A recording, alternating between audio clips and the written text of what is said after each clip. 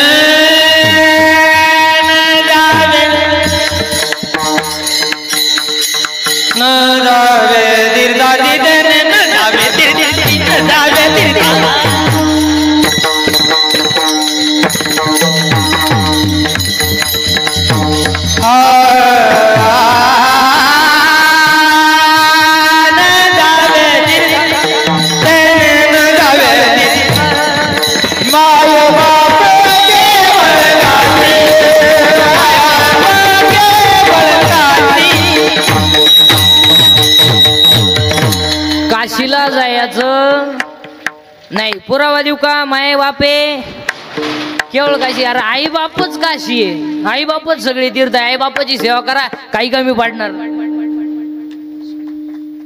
काय माणसं आहे तुम्ही. काशीला जायचं नाही. आणि काशीला जाणारे अडपट ध्यानात ठेवा. काशीला गेल्यावर परत जिवंत गावात यायचं नसतं असा नियम. काशी होय की. काशीला गेल्यावर मोक्ष मिळतो, पण तिथं मरावं लागत. हे बावळट काशी गावात येतं. मी त्यावेळेस खात नाही. कान भाड फोडीन. काशीचं तुला जायलाच कोण सांगितलं होतं काशीला? पैसे घालवले. तिकडून आलं तर गाय दुधाला कमी पडली आणि दोन्ही पोरं वायली निघली. हीच काशी झाली. गेलता घाल तिकडं काशी. आणि ट्रिपा काढणं बाबा लोकांचा धंदा झालाय. पैसे उरा द्या, दिवस निघा द्या. उरलेल्या पैशाचा बायकोला गजरा घेऊन आला. दोन्ही काशी पुस. ही काशी पुशे, ती काशी. मग तुम्ही मला महाराज काशीवर एवढं वाईट कोण बोलला? ओवी आपल्याकडं मोक्ष देऊन उदार काशी होई कीर परिवे चावे लागे शरीर ती आहे का? हा तुम्ही देवाला जायचं नाही, बोंबळे निडायचं नाही, 1.5 तास देव चुळीत बसायचं नाही. 9,000चा बोकड कापला देवाला.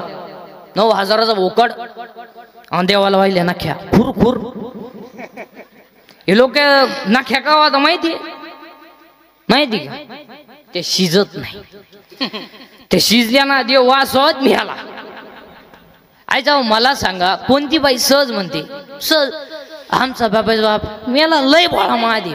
सहज म्हणते. त्यांना एवढं काही समजत नाही. एखाद्या मजुराच्या हिशोबामध्ये 2-4 रुपयाचा गोल झाला का, ती मजुराला काय म्हणते? त्यांच्यावर भरोसा ठेवू नका. ती एकदम भोळे ते एकदम भोळे. आतापर्यंत सगळ्या बाया म्हणल्या का महानवरा भोळा महादेवी, पण या टोळीतला एखादा असं म्हणला का कमाया पॉपीची आई भोळे महादेवी.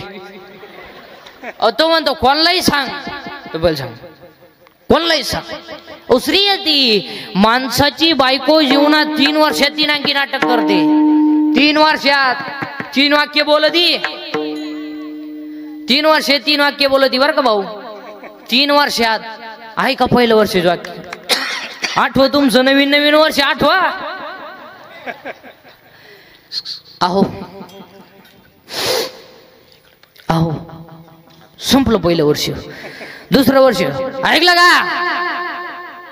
तिसरं वर्ष कान फुटले का.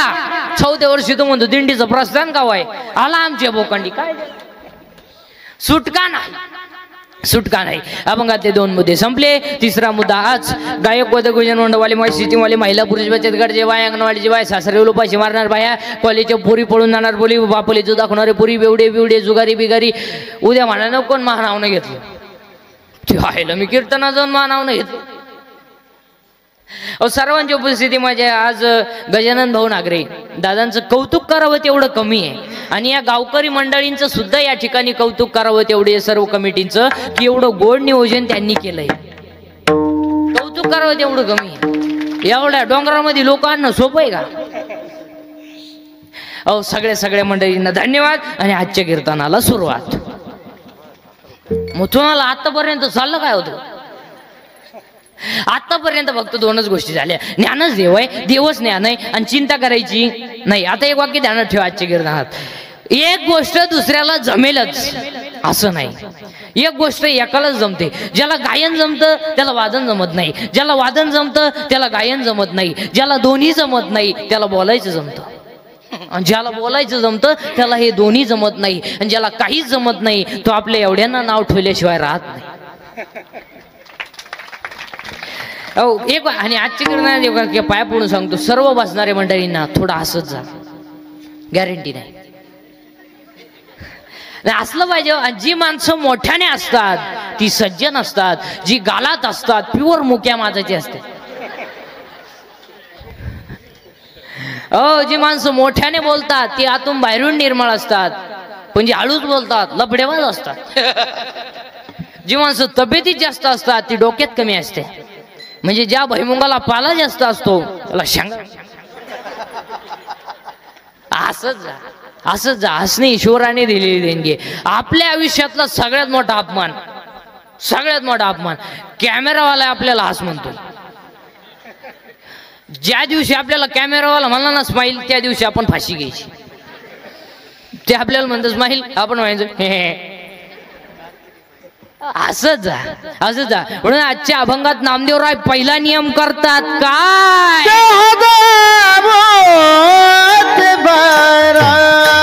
टाळी वाजवा सर्वांनी.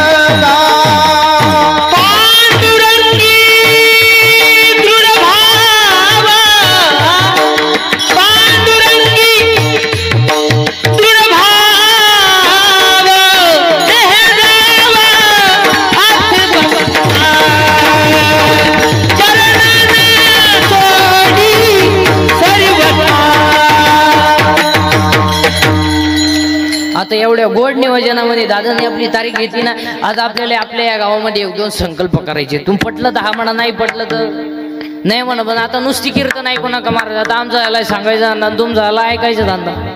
आम्ही निघालो पैसे कमाई, तुम्ही लागले जमिनी. अहो चला आता आपल्याला एक दोन संकल्प. तू पटलं तर हा म्हणा, नाही पटलं तर नाही म्हणा, पण चांगलं सांग ना, माझं काम आहे. चला, आपला एखादा माणूस मेला की आपण त्याला जाळतो. जाळल्यानंतर आपण काय करतो, त्याची जी राख आहे ती दुसऱ्या दिवशी नदीत टाकतो. तर आजपासून असं संकल्प करा की ती राख नदीत नाही टाकायची, घरी घेऊन या. घरी घेऊन या, टोकरीमध्ये भरून घरी घेऊन या आणि शेतामध्ये एक खड्डा घ्या आणि त्या खड्ड्यामध्ये ती राख टाका आणि त्या व्यक्तीची आठवण म्हणून त्याच्यावर एक झाड लावा. सगळ्यात कल्याणाचं. कारण नदी ही माता आहे, नद्या स्वच्छ ठेवा. आणि यात सगळ्यात दूषित जर काय झाला असेल, नदी आणि पाणी, गॅस्ट्रो, अटॅक, हे जे रोग आहेत. तुम्ही एक अभ्यास करा सगळी एज्युकेटेड लोक. पांढऱ्या पेशी हा आजार पूर्वी नव्हता. मग जुन्या माणसांना पेशी नव्हत्या का? हा नवीन ॲटम आला कुठून? बरा सगळा गेळ कधी झालाय? या आता तांबड्या वाढल्या, पांढऱ्या कमी झाल्या, पांढऱ्या वाढल्या. अरे तू वाढ दे ना, पण गपचीप बस ना. आता हे पेशी वाढण्याचं कारण आहे का बरं का एज्युकेटेड लोक. आपण काय करतो, डॉक्टरकडे जातो. डॉक्टर काही पहिल्यासारखे हाय ब्रिलियंट नाही. पूर्वी ज्याला जास्त मार्क तो डॉक्टर व्हायचा. आज तसं नाही. आज 48% 48 ओनली. आर्टला घालायचे लायकीच नाही. त्याचा मला मेडिकलला प्रयत्न करू. तू प्रयत्न नको करू, तो पहिलाच प्रयत्न फेल गेला. आता ते पैसे जोरावर डॉक्टर झालं. गायला माणसं नीट होतील, त्यानं हॉस्पिटल टाकलं. पेशंट गेला उभ्या ना, काही नाही, झोपा झोपा. आणि झोपलं, तोंड वाचवा, दात वाचवा, ओढून धारा, सोडा मोकळं, दारभर तोडून सोडा मोकळं, पालती व्हा, उताने व्हा, सरळ व्हा. नाही गप्पा काय होतं तुम्हाला? मग आता एवढा टाइम का व्यायाम चालू होता का काय?